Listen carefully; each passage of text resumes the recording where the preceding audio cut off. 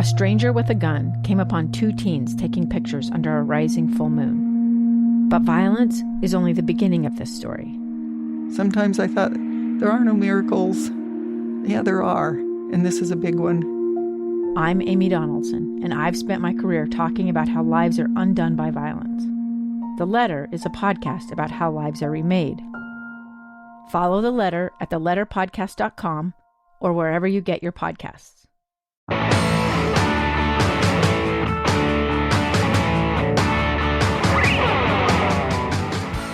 Welcome to Project Recovery, a podcast about addiction, but more importantly, a podcast about recovery. I'm Casey Scott, and if you know somebody who needs some help, have them do what I did. Give Pinnacle Recovery Center a call and help you on your road to recovery. They're also my employer. You know that, Dr. Matt? Yeah, congrats. 2 weeks. They haven't fired me yet. You're still there, huh? I passed the tests. All right. Yeah. 2 whole weeks. Nice. And I'll tell you this. Do they drug test you? Yeah. Yeah. They do. I had to get a TB test. TB? Yeah. Oh. I don't know why, but I did. All right. And they go, and we got to, do a background check. And I think that's probably standard for all people working in the recovery field. No, probably just you. Okay. No, yeah. I'm sure the TV in the background, all that's and they go, pretty standard. And they go, and we need to know your driving record. And I go, well, do you Listen to my Google? podcast. Yeah. And so, but, I think that's a cool thing. And a lot of people, when they get into this world, they end up working in this field. Yeah, there are, I think, maybe even a majority of the people that work in the field seem to.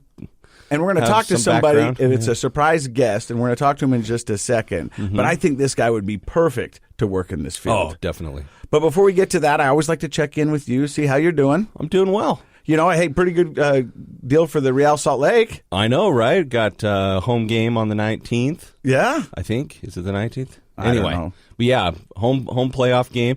They're doing it a little different this year. It's 1 and out.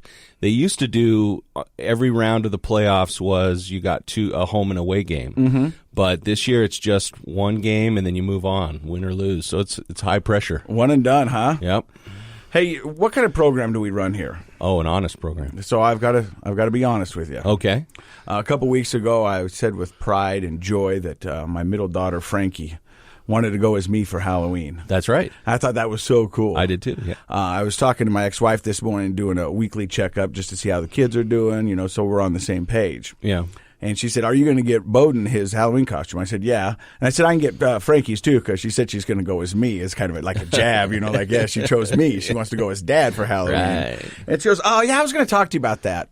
Oh. And I go, oh, you're going to kill it. And I go, does she not want to be me for Halloween? She goes, no, she does, but she doesn't want to hurt your feelings, but she really wants to go as Post Malone. And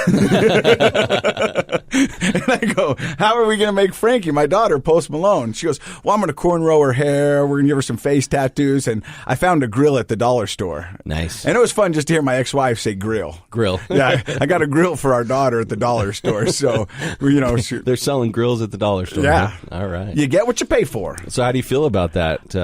You got edged aside by Post Malone. Well, we're both good Utah celebrities. He lives up in Morgan. Yeah, I know. Where I'm from. Yeah. No, so the thing is... Where no one else but him has a grill. Yeah, right? Yeah. But everybody's got a Subaru. Yeah, and a big old truck. That's right. I was talking with my girlfriend about this, and Halloween's right around the corner.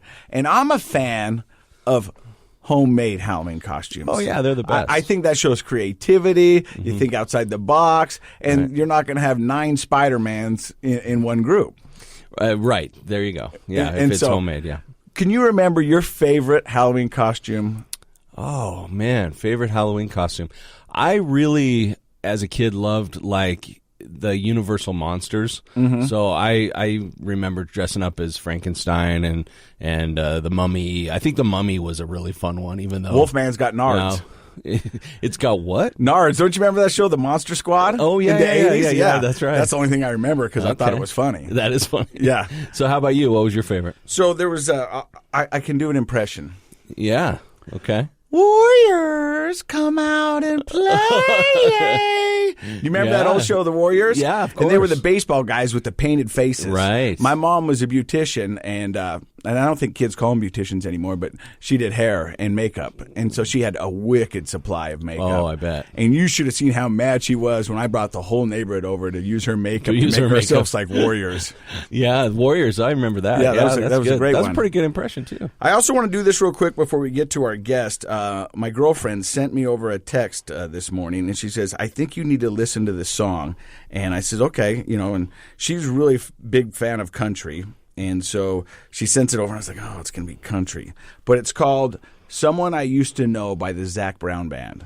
Okay. And if you're out there, I know music was really crucial to my sobriety. I mean, I really relate to music quite a bit, and this song was good. We can't play the song because then we have to buy the rights, and then we can't do that. So I'm just giving you a heads up. You're just going to sing it? Yeah. Well, I can't even sing. Oh, you can't sing it. Okay. According to my girlfriend, I have the worst voice ever. Really? Yeah. Well, I don't know. I'm a great rapper. There you go. You could rap it. All right, it's not stop, a rap, collaborate, and listen. Ice is back with a brand new invention. Something grabs a hold of me tightly, flow like a harpoon daily and nightly. Will it ever stop? Yo, I don't know. Turn out the lights, and I'll glow. To their extreme, rock like a vandal. Light up the stage and wax a jump like a candle. I think she has a point.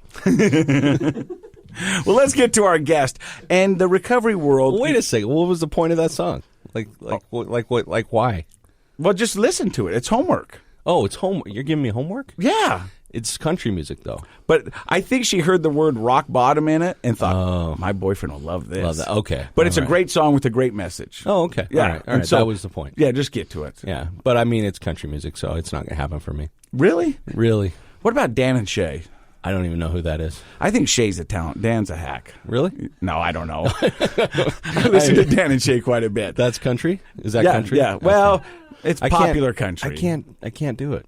Their new song's got Justin Bieber on it. I'm going to fail this course. Nah. And we're not even talking. talking. It's got Justin Bieber. That's not up in the likelihood I'm going to listen to this song. I don't know. The Biebs can throw down some mad hits. Well, I don't know if people even say that anymore, Casey. They don't? I don't know. I was bummed I didn't go to the Jonas Brothers. Really? You were bummed about that? They're amazing musicians. They probably are, sure. Have you heard of the Bonus Jonas? You'd have to listen to the music if you're there. Do you know about the Bonus Jonas? The Bonus Jonas. There's a Bonus Jonas. The Jonas Brothers have one extra brother. He's like Does he rotate through if somebody has a flu? He's like 5 years younger, but they call him the Bonus Jonas. The Bonus Jonas. Yeah, I don't think he is musically inclined to anything, but he's the Bonus Jonas. He's like that other Osmond kid. Yeah. The one that can't play the piano. We're in Utah. The Osmonds are royalty. Sure, why not? We love you, Osmonds. Hey, when we talk about recovery on this podcast, we always focus on the aftermath and kind of the story. Right. But a lot of times we don't get into what's pretty commonplace, and it's relapses. Right. And so what is a relapse to you? I would say a relapse could be defined a few different ways. I've heard people talk about it different ways. Just basically going, like not meeting your goals, going back using again in some way, usually. In the recovery world, they teach you that relapses do happen. Sure. I haven't relapsed. There's a lot of people who never do relapse, but there's often people that have relapsed. I don't know. Do you know the statistics on that? I think it's more common that there are relapses than people who don't. I think you're right. Yeah. But what they teach you in recovery is that if you relapse, that doesn't mean you go back to your rock bottom. Some people do. Yeah. But what you kind of goes, relapses happen. You acknowledged it. You move forward, and you get back on track. And I think the psychology of that is getting away from all or nothing thinking and all or nothing behavior. So if you have a relapse, it can be a chance to reset and keep moving forward, unless you have that all or nothing mentality where a relapse might become a new rock bottom. And I think there's also something to where relapse is, for the addict, they understand that. But for the loved ones, they don't, they go, oh, here we go again. Yeah, and because they've been going through their own type of trauma. We've had quite a few family members as guests on our show, and they go through their own trauma when the person is using.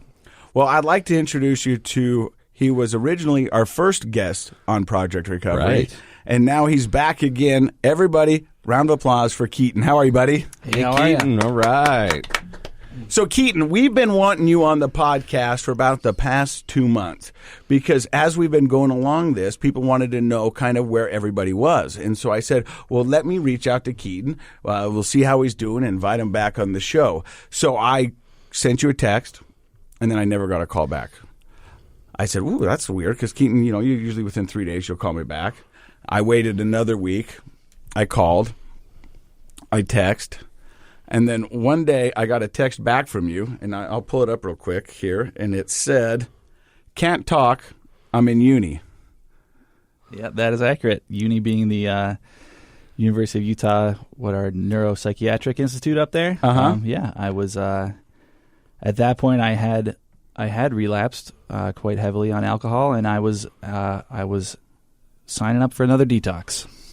So when we left you last, we were probably 2-3 months out of Pinnacle, and you were going back to school at the Salt Lake Community College trying to get your sociology degree. Was that correct?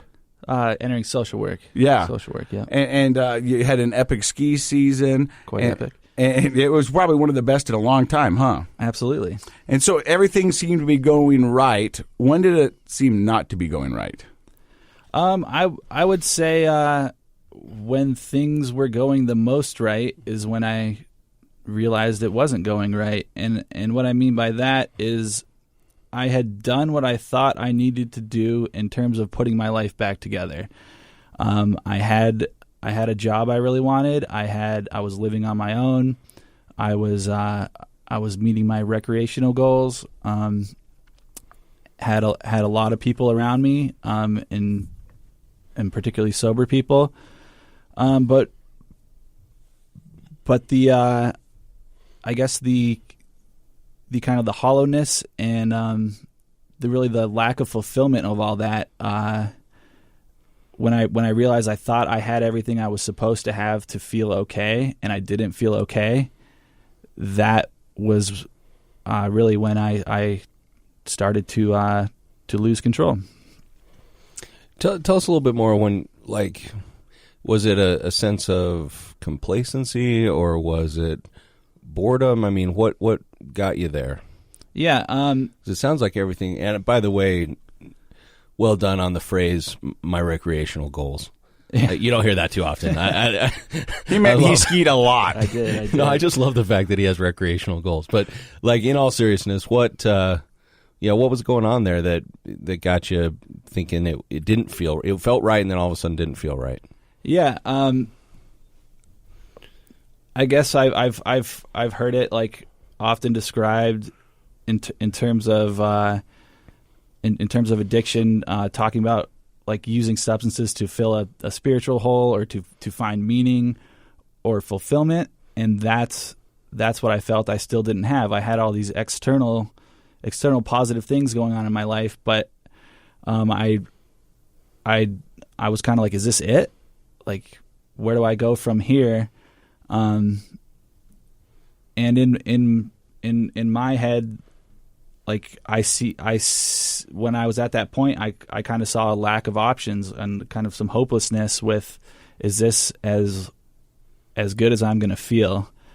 Not just being sober, but just being in my life. And that was, it's interesting because I've often talked about mindfulness being one of the pillars of my recovery, but in that mindset, I was being basically the opposite of mindful, where, I wasn't grateful. I wasn't present. I wasn't, and I was thinking about my life in kind of future tripping and just not being present or active in my own life. I just had all these external things that I thought were supposed to make me happy that wouldn't, or that did not. Now, we have you kind of fresh and raw because you said you checked yourself into uni, and what led you to get to uni? Yeah, so I guess I can tell you more about the details about what happened. Is that I ended up drinking. I started with a 6-pack at the 7-Eleven down the street, and the next day I was at the liquor store, buying large quantities of liquor, and I was off to the races. And what was your mindset to pick up that first 6-pack? Yeah, totally. It goes back to kind of what I just talked about in terms of just I don't feel okay, and I don't really think this will be a big deal. And there was some curiosity as well. Like it's been so long. I was sober for 10.5 months. In the recovery world, they tell you to play the tape 24 hours ahead. Uh-huh. And the theory behind that is you know where this story is going to end. Right. Hey, you're listening to Project Recovery. More with Keaton. Coming back.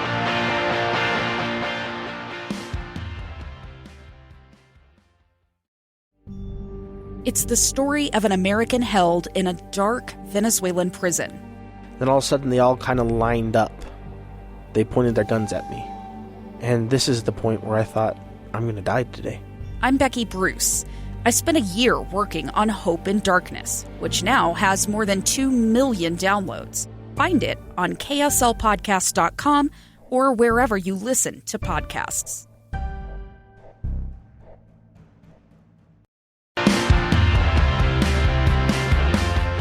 Did you play the tape 24 hours ahead? Did you think of that? Did you think, well, wonder where this is going to go? You said that you had curiosity, but did you think maybe I can just have this 6-pack and then never again? Or were you just... I think I absolutely did not do that. I guess the thought process went only as far as like the 6-pack, and because based on my experience, like when I start drinking, and I know the next day I will want to drink more, and the best way to like get over the physical symptoms of having drank the day before is to drink more immediately. And again, going back to like the mindfulness aspect, to not like realize that is just a glaring like purposeful omission from my thought process there. So the next morning you're at the liquor store and you're loaded. Yep. And you just start drinking all day. How long did you relapse for? Yeah, so that went on for a couple weeks, and one of the daily drinking during that time? Yep, daily drinking. I like immediately started not going to work. I went like one day out of the week, being like, I'm sick, I'm sorry, I'm really sick. And then, the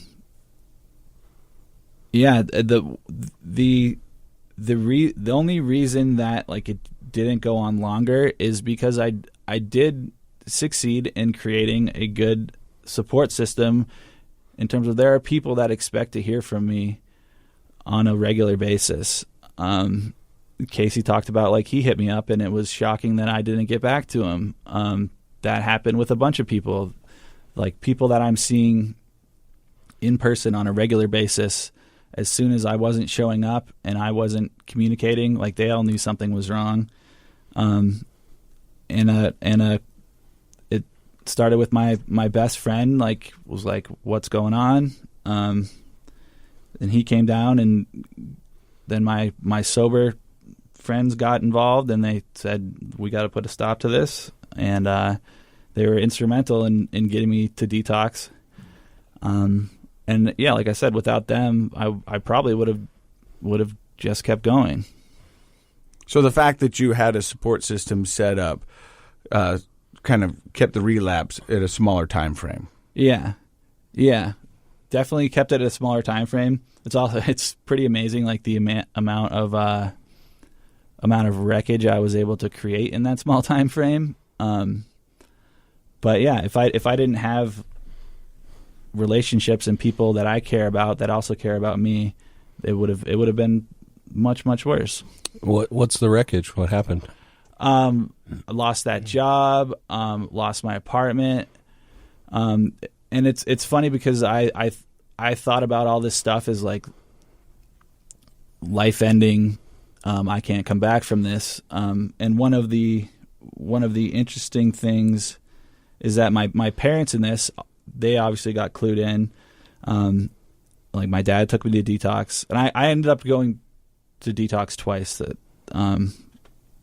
Side note, I went to that first detox, got out, was like, I'm all in on AA, and I could stay sober. And I lasted 4 more days and started drinking again, drank for another week.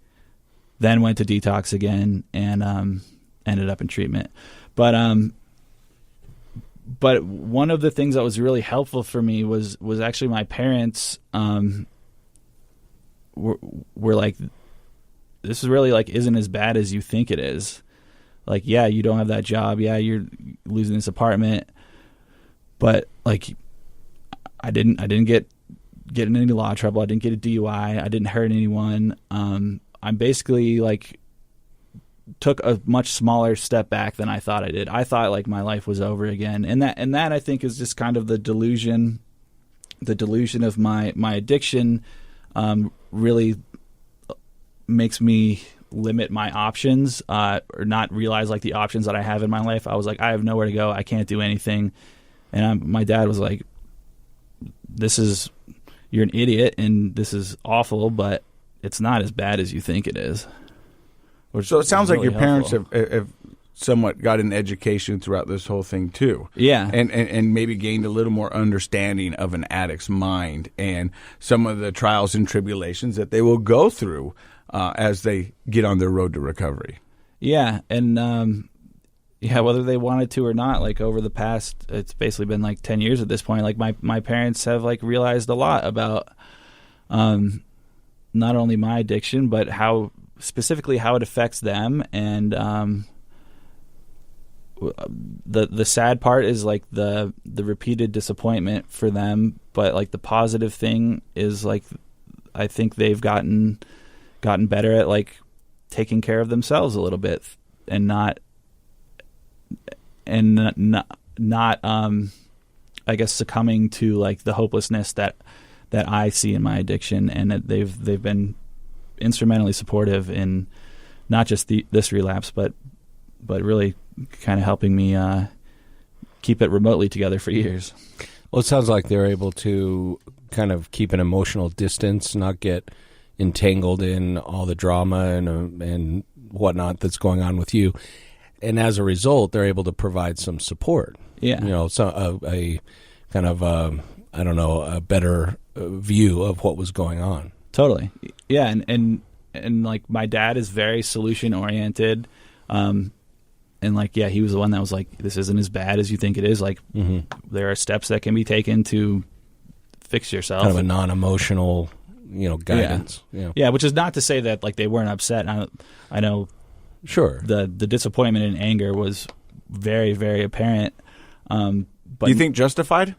100%. It's like how many times can I do this? And as someone they love and care about, like I totally understand the anger and disappointment, and particularly because I know that like the illogical part of addiction is like you can talk about it, but I know it's not fully understood by them. So I'm not upset that they're upset. Like that seems totally justified. I think this shows you there that the frame of mind of a relapse. You didn't go back to ground zero, because what you've learned throughout the process is you surrounded yourself with a good support group. You had certain things in play. Your parents have done that. So although you relapsed, you didn't go back to where you were in the very, very, very beginning. Your family was there. You were smart enough and cognizant enough to get yourself back into a detox facility. Then once you got out of the detox facility, you go, I think I'm going to be an AA guy, and I'm going to go and hit up all these meetings. That lasted for 4 days, you said, and then you went back to drinking, went back into uni for the detox, and then from there, where'd you go? I went back into residential treatment. So this makes how many residential treatments for you throughout the whole thing? That is my fourth. And my third in the past 4 years. And so you went back. Why did you go back to the place you were the year before? Totally, yeah. Well, based on like that, in between the detoxes where I was like, AA will, if I jump feet first or head first or both feet, whole body into AA, then I'll be okay. That wasn't a problem with like the AA program. That was a problem with like where my head was at in terms of my level of fear and hopelessness were like too high for me to really commit myself to like working a 12-step program, and I needed time to basically calm myself down to a point where I could like make some good decisions, and like take a next step. I was not in a mindset to take a next step, and I really needed that break of going to residential treatment. And how long were you there in residential? I was there for 54 days, I think. Who's counting? Insurance people are. Yeah, definitely. Certainly. And I said I know I needed a break, but I didn't anticipate the break being that long. So in all honesty, he ended up going back to Pinnacle Recovery. And I had no idea where you were. I just knew you were in uni, and I was hoping that when you got out and you were in a clear mind, you'd let me know how you were. So then when I took the job at Pinnacle and I found out Keaton was there, I was pleasantly surprised. And I was like, all right, man, he's getting help. And then I remember talking to you one day in the house, and I said, Keaton, how are you doing? You go, and I'm going to put you on the spot here. You don't have to answer the question. You go, I think I just got fixed. You had some epiphany, some aha moment. And you don't have to share what that moment was, but do you feel like going back the second time, you found a missing piece that or something? Or are you just messing with me? I think I was just messing with you. Dang it! Hook, line, and sinker, I bought that. Yeah, you really did. But I'm guessing, what did you get the second time in there that you didn't get in the first time? Or did you get something the second time? I got quite a bit this last time. Well, the first thing was like hearing about a lot of concepts and being like, or not just concepts, but like actions I can take. Because my main thing is I am very good at thinking about my life and thinking about my addiction and thinking about solutions, but I don't take any action. But so I was refreshed on a lot of like ideas and actions I could take, and just I was like, I already knew that, but I wasn't doing that. So the first thing I realized was like, it was a big time like reality check of like, I thought like my recovery was going well because I was sober. But you were checking all the boxes. Yeah, checking all the boxes. Again, going back to those external things like professional, recreational, relationshipial, I don't know what the word is there, goals. I like that. That's good. Yeah. But was I really doing like what I needed to take care of like my mental health and to create a sense of like meaning and purpose in my life? And I was not doing that. Let me ask you this. What were you doing? I know, you were talking about all the fun stuff and the spiritual and the relationship, recreational, and all that stuff. Were you doing any aftercare? Were you still attending meetings? Were you doing anything that you thought would help in the recovery side? Yeah. I was still attending some meetings. By the time I had relapsed, that had gone from like, 4 to 5 meetings a week down to like 0 to 1 meetings a week. Fit to Recover has a recovery like songwriting music group. I was participating in that. I had my social network was very solid in terms of I was hanging out with a lot of sober people a lot of time, and I was having fun, but starting with like working full time again is where like I really like wasn't focused on my recovery. I was focused on more of the logistics of my life, and that was about it.